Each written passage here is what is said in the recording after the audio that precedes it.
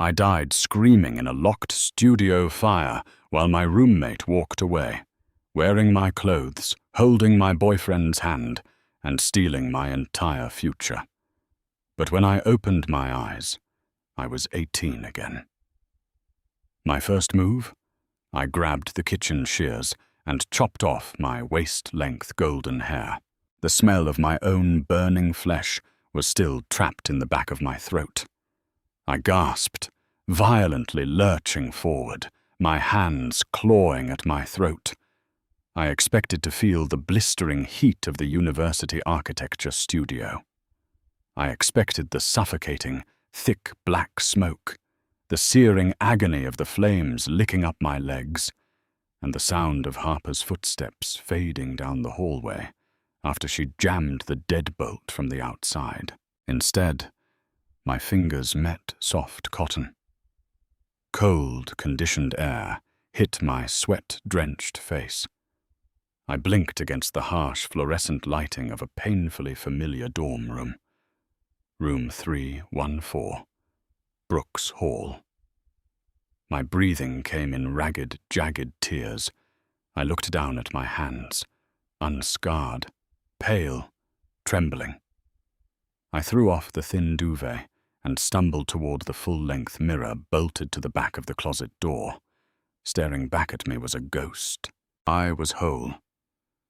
My skin was unblemished, and cascading down my back, heavy and luminous, was the waist-length, golden honey hair I had been growing since I was a toddler. I grabbed my phone from the nightstand. The lock screen stared back at me. September 4th, 8:15 a.m. It was the first week of my sophomore year, exactly 2 years before the fire.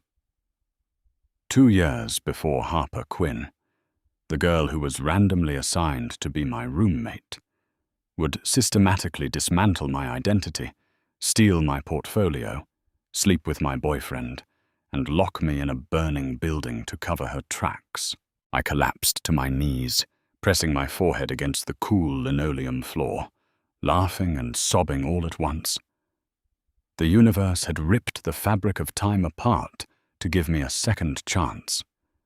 I had been reborn, and this time I wasn't going to be the passive, accommodating victim who let a parasite drain her dry. In my past life, September 4th was the exact day the nightmare began.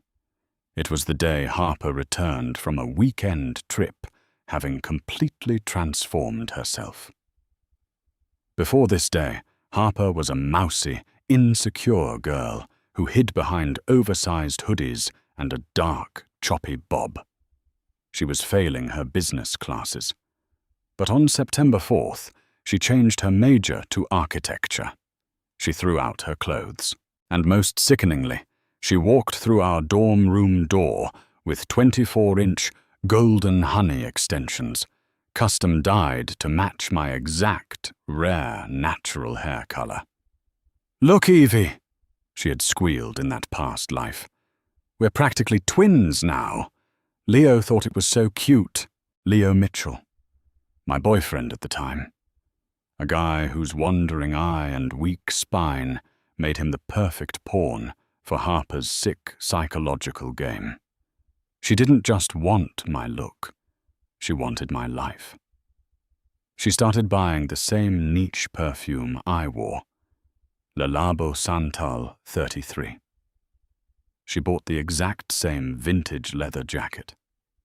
She memorized my talking points for class.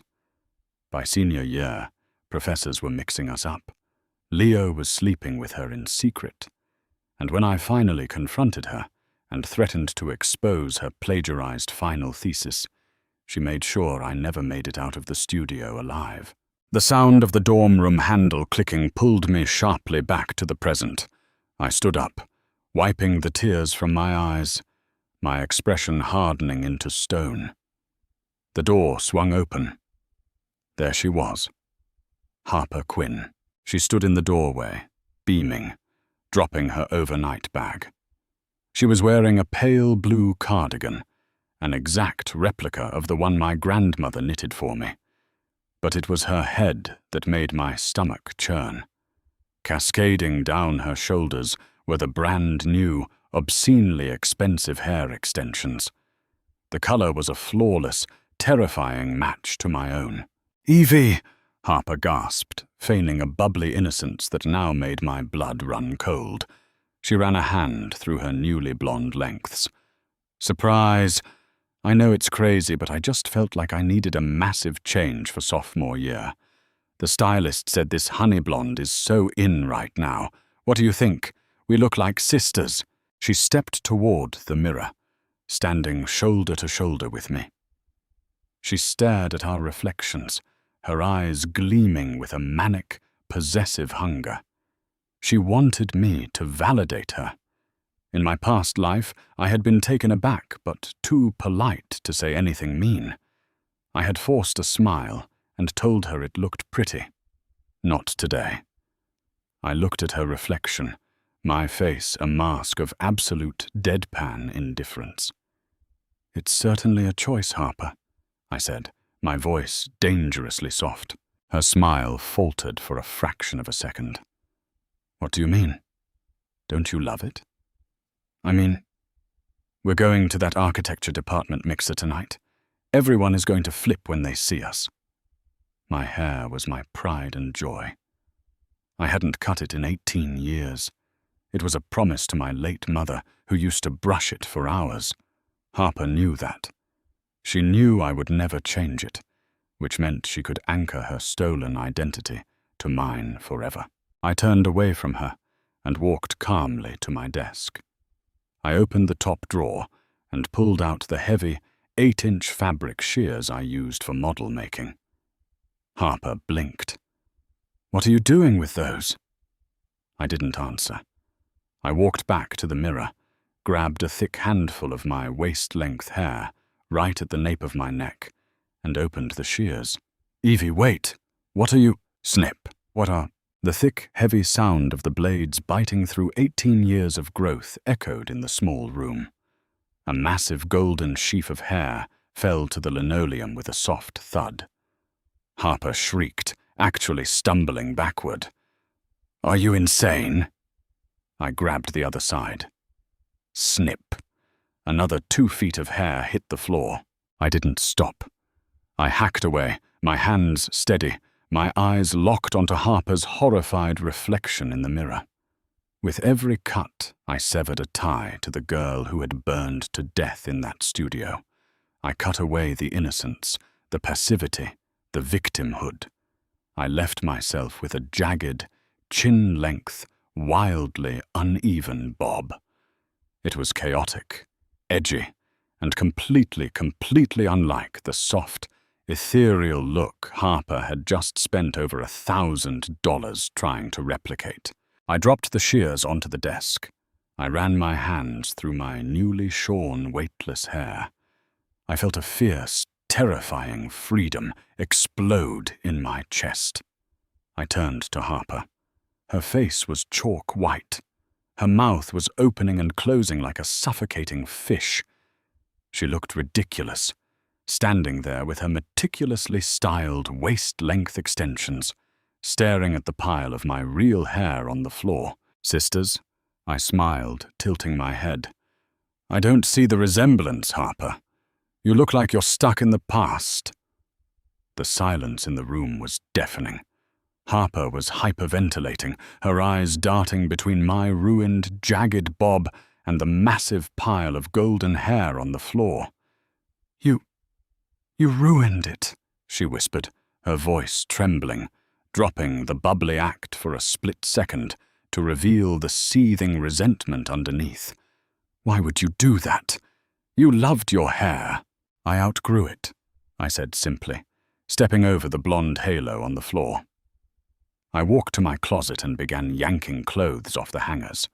And honestly, long hair is a fire hazard in the studio. You should probably be careful with all that plastic on your head, Harper. It melts. She flinched violently, though she couldn't possibly understand the weight of my words. I spent the next hour purging my wardrobe. The vintage leather jacket? Trashed. The floral skirts Harper loved to borrow without asking, bagged for donation. The Le Labo perfume, smashed into the dumpster out back. I went to a local salon and paid $80 to have my hacked-up bob fixed into a sleek, razor-sharp French crop. I dyed it a deep obsidian black. When I returned to the dorm at 5 p.m., getting ready for the architecture department welcome mixer, Harper was sitting on her bed, completely paralyzed. She had planned to debut our twin look tonight. Now, she just looked like a bizarre cosplayer of a girl who no longer existed. I slipped into a tailored charcoal grey suit I had thrifted over the summer. Sharp lines, aggressive shoulders. I paired it with dark red lipstick. I looked ruthless. I felt ruthless. Harper, meanwhile, was wearing my backup dress, a flowy bohemian white sundress she had borrowed from my drawer. With her long blonde extensions, she looked exactly like the old Evelyn Bennett. "Are you ready?" I asked coldly, grabbing my portfolio. She swallowed hard, looking at my black hair and suit. You look so different. Evie, are you having a breakdown? We can skip the mixer. I can call Leo to come check on you." Leo. Just hearing his name made my jaw clench. "I'm perfectly fine. Let's go." The mixer was held in the glass-walled atrium of the design building. The room was buzzing with professors, alumni, and eager students. As we walked in, I saw Leo standing near the drinks table. He was a tall, handsome guy with perfectly tousled hair, holding a plastic cup of cheap wine. In my past life, Harper had walked in beside me, and Leo had laughed, wrapping an arm around both of us, joking about his two blonde angels. It was the beginning of his gross fascination with her. This time, as we approached, Leo's eyes went wide. He didn't even recognize me at first. His gaze landed on Harper, who was wearing my dress and sporting my old hair. He smiled at her, stepping forward. "Evie, you look amazing tonight." "I'm Harper," she squeaked, her face flushing crimson as she realized the catastrophic failure of her plan. She had made herself a replica, but without the original to compare it to, she just looked like a confused stranger. Leo blinked, stepping back. "Wait, Harper. Sorry, from the back you looked exactly like—" "Wait, Evie." He finally looked at me, his jaw dropping at my black hair, the sharp suit, the dark lipstick. "What happened to you? You look intense." "I grew up, Leo," I said smoothly, not offering him a hug or a kiss. I kept a physical distance that clearly rattled him. Harper just really liked my old look, so I let her have it. Doesn't she wear it well? Harper looked like she wanted the floor to swallow her whole. Several upperclassmen nearby chuckled at the subtle, biting shade of my comment. Before Leo could recover, the crowd parted, and Professor Arthur Pendleton walked toward the center of the room. Pendleton was a legend. Getting an internship at O'Connor and Hayes, the most prestigious firm in the city, required a recommendation from him. In my past life, I had drunkenly confided my entire sophomore project concept to Harper. She had cornered Pendleton at this exact mixer, pitched my idea as her own, and secured his mentorship. I had been left scrambling for a backup plan. Not this time. As Pendleton approached our circle, holding his signature tumbler of scotch, Harper practically shoved Leo out of the way to get to him. She plastered on a fake, intellectual smile. "Professor Pendleton," Harper chimed in. "I'm Harper Quinn. I just transferred into the program. I've been reading your theories on sustainable integration. Actually, I was planning to focus my first project on a sustainable bamboo pavilion that utilizes kinetic wind flow." She was reciting my old pitch, word for word. Pendleton raised a grey eyebrow, looking mildly amused but not entirely impressed. Bamboo? A bit rustic for urban application, Miss Quinn. But quaint? Harper panicked, her eyes darting to me for a lifeline. In the past, I would have stepped in to help her save face.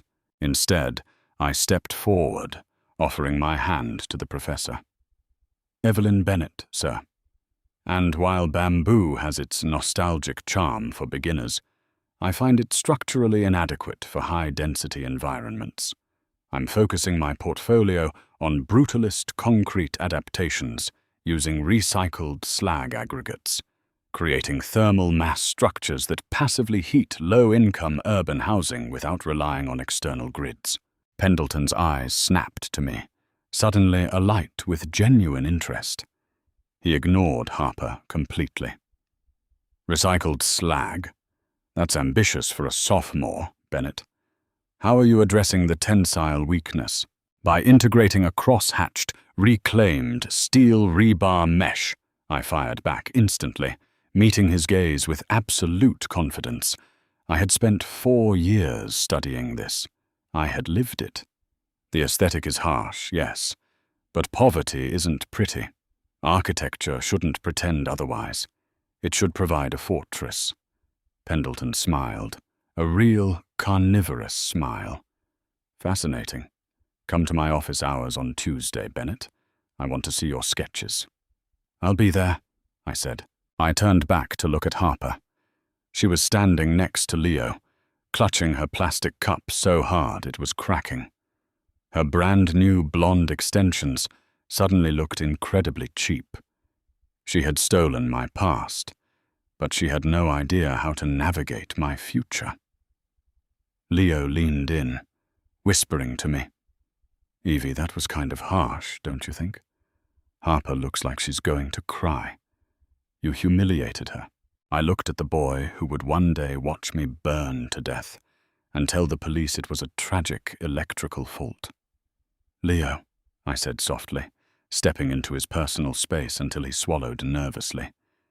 If you ever take her side over mine again, we are done. In fact, why don't you two go talk about bamboo?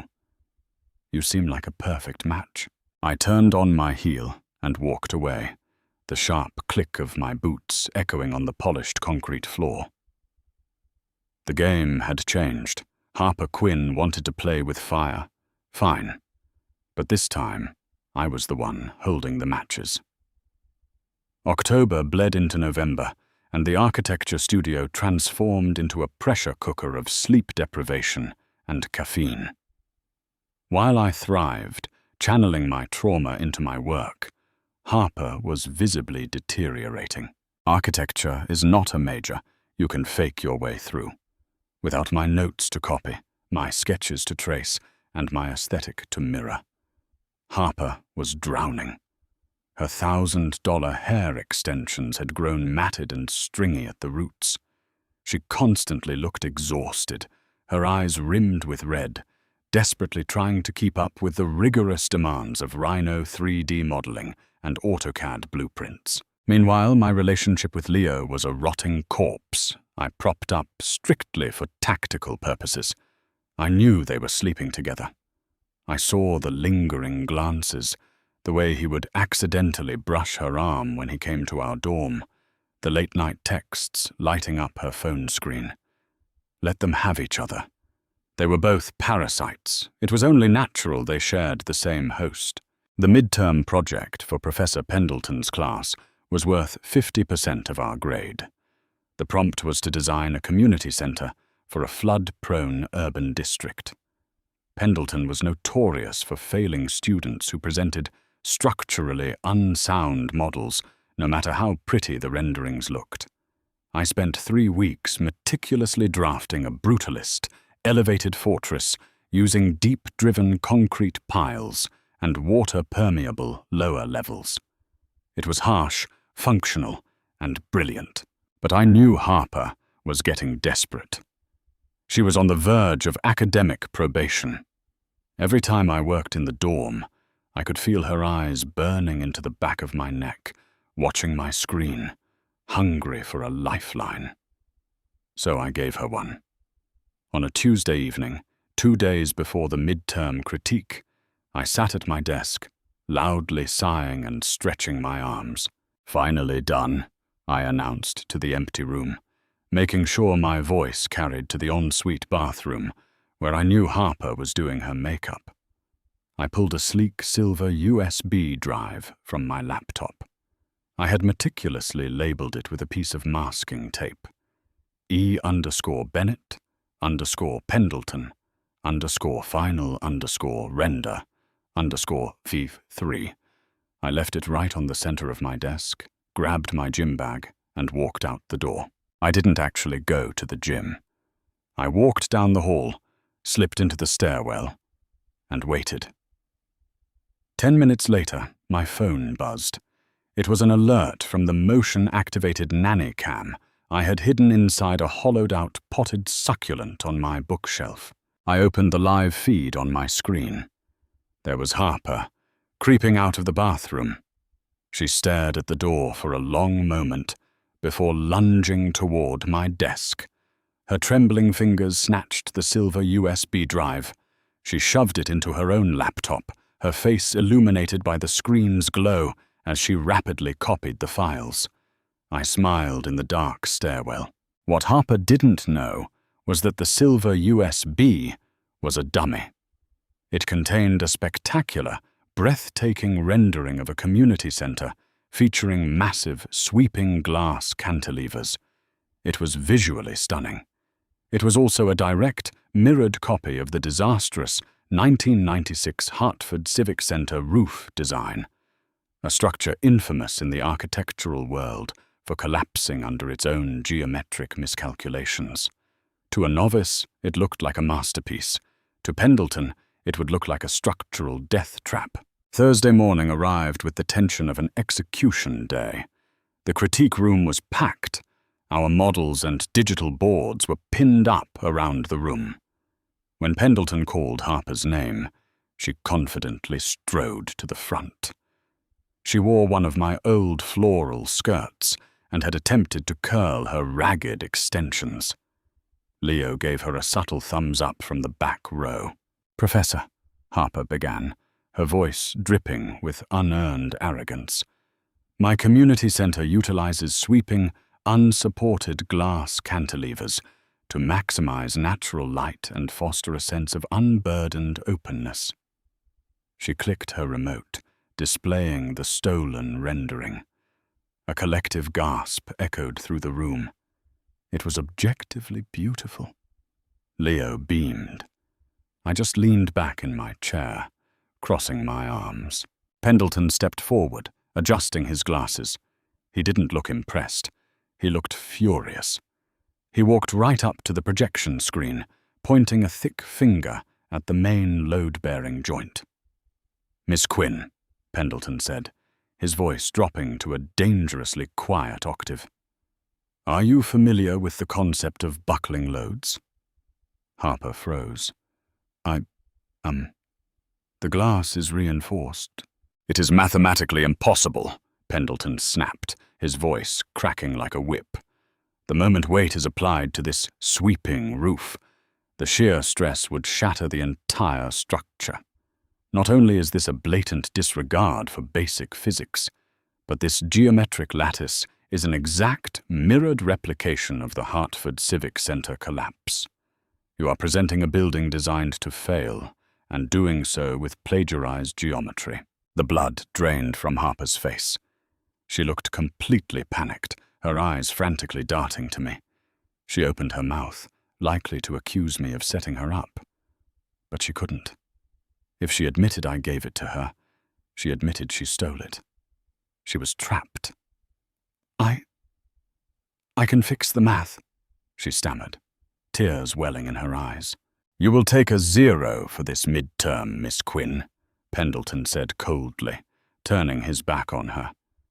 "And you will be reported to the Academic Integrity Board for stealing a copyrighted structural lattice. Sit down." Harper practically collapsed into her chair, openly weeping. Leo looked away, embarrassed by association. When it was my turn, I presented my brutalist, flood-resistant fortress. I walked the class through the hydrostatic pressure calculations. Pendleton's scowl morphed into a look of deep, profound respect. "Exceptional work, Bennett," he nodded. "Brilliant." As the class dismissed, Harper shoved past me, her shoulder slamming into mine. She was hyperventilating, her mask completely shattered. She had nothing left. But I knew the animal was most dangerous when backed into a corner. The real test was yet to come. By mid-December, Harper was an absolute ghost. She was officially on academic probation and facing a disciplinary hearing. Leo had officially dumped me, claiming I had become too cold and career-obsessed, only to publicly distance himself from Harper as well. He was a rat fleeing a sinking ship, and I gladly let him drown in his own cowardice. Finals week arrived. The air in the architecture building was thick with dust, spray adhesive, and desperation. We were required to build highly detailed physical models of our midterm designs. I requested to work in Studio 4B. It was the exact room where I had died. Walking into that room sent a violent shudder down my spine. The smell of sawdust instantly transported me back to the searing heat, the thick smoke, the agonizing realization that the door was jammed. I had to grip the edge of the drafting table until my knuckles turned white to ground myself in reality. I am alive. I am in control. I spent 3 days building my concrete and basewood model. It was flawless, but I knew I couldn't just submit it and walk away. Harper was furious, unstable, and facing expulsion. In my past life, she killed me to silence my threats of exposing her. In this life, I had already exposed her, and she had nothing left to lose. On the night before finals, the studio was mostly empty by 2 a.m. I had meticulously set my trap. Earlier that day, I had spoken to Campus Security Chief Miller, a stern ex-Marine, expressing deep concern about a student who had been making threats to destroy my work. I asked him to schedule a patrol of the 4th floor at exactly 2:30 a.m. At 2:15 a.m., I left my model sitting dead center on the drafting table. I packed my bag, turned off the main overhead lights, and walked out of the studio. I let the heavy door click shut. Then I quietly slipped into the janitorial closet directly across the hall, leaving the door cracked just enough to see out. The hallway was dead silent. 10 minutes ticked by. My heart hammered against my ribs, a primal fear fighting against my calculated logic.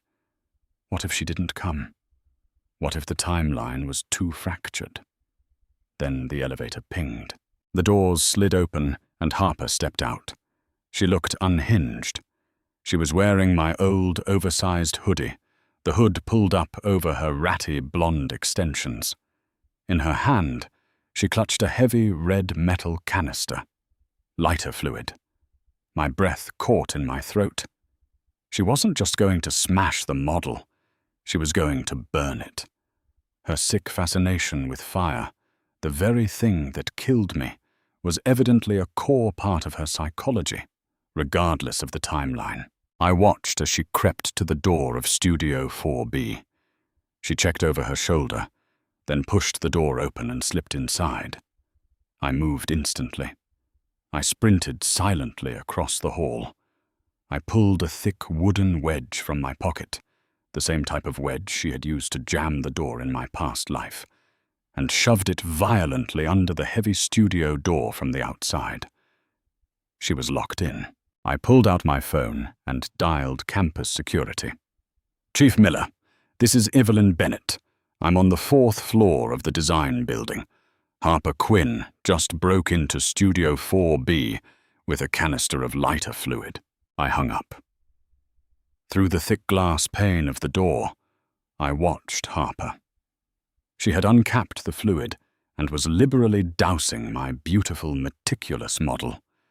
The pungent smell of chemicals began seeping through the doorframe. She reached into her pocket and pulled out a silver Zippo lighter. She flicked it. The flame illuminated her crazed, tear-streaked face. She moved to drop it onto the model. "Hey!" The booming voice echoed from inside the studio. The interior door connecting Studio 4B to the professor's lounge slammed open. Chief Miller and another security guard burst into the room, flashlights blinding her. Harper screamed, dropping the lighter. It clattered to the concrete floor, inches away from a puddle of fluid, missing it by a fraction. "Hands where I can see them! Back away from the desk!" Miller roared, his hand resting on his radio. Harper backed up, sobbing hysterically, raising her hands. She looked toward the locked hallway door and saw me standing on the other side of the glass. I didn't smile. I didn't gloat. I just stood there, wearing a sharp black trench coat, my dark hair framing a face carved from ice. I looked at her with the absolute chilling apathy one reserves for a squashed insect. I kicked the wedge away and opened the door just as Miller was cuffing her wrists. "Evie!" Harper wailed, her voice cracking in pure desperation. "Evie, tell them. Tell them it was an accident. I just wanted to scare you." "She tried to burn down the studio, officer," I said calmly, stepping around the puddle of lighter fluid to retrieve my undamaged model. "She has a history of academic theft and instability. I'm just glad you got here in time." They dragged her away. Her screams echoed down the long hallway, bouncing off the concrete walls until the elevator doors closed, silencing her forever. The next morning, Harper Quinn was formally expelled and handed over to the local police for attempted arson and destruction of property. When the news broke, Leo tried to call me, leaving pathetic voicemails begging for a second chance, claiming he was manipulated by her. I blocked his number and deleted the messages without listening to the end. That afternoon, I walked into Professor Pendleton's office. He handed me a crisp, embossed envelope containing a full-ride scholarship and an offer for the summer internship at O'Connor and Hayes. I walked out of the architecture building and stepped into the freezing, crisp December air. I took a deep breath, filling my lungs with clean oxygen, devoid of smoke, devoid of fear. I ran a hand through my short, dark hair. I was 18. I was alive. And my future was completely, unequivocally mine. And that is how you permanently deal with a toxic, identity-stealing roommate. Evelyn didn't just survive. She rewrote her entire destiny and let Harper burn in a fire of her own making. If you loved this story of ultimate revenge, make sure to smash that like button and subscribe for more insane, dramatic, real-life stories. Share this video with someone who needs a reminder to never let anyone steal their shine. See you in the next video.